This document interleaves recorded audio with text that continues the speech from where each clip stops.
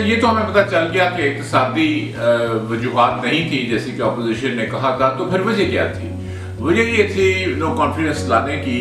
یہ ایک سازش تھی اور اس میں ایک بالکل مسودہ آیا ہوا تھا. مسودہ جو ڈیفنس کمیٹی ہے اس کے سامنے پیش ہوا، اسمبلی کے سامنے بھی پیش ہوا اور اس کو سپریم کورٹ کے چیف جسٹس کے پاس بھی بھیجا گیا. تو اس میں کہا گیا تھا امریکہ کی طرف سے کہ آپ نو کانفیڈنس جو ہے وہ کامیاب کروائیں.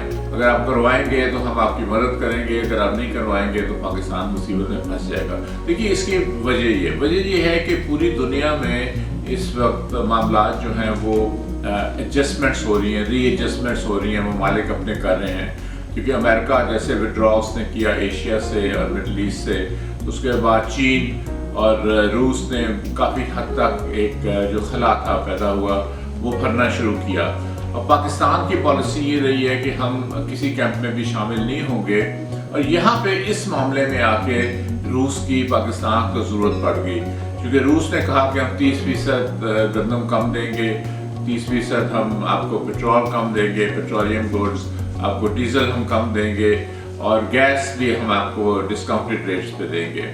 تو اس سے یہ ہونا تھا کہ یہ جو مہنگائی کا ایک طوفان آیا ہوا ہے جو کنٹرول سے باہر ہو گیا ہے وہ نہیں ہونا تھا، اور وہ پاکستان کا مفاد بھی تھا.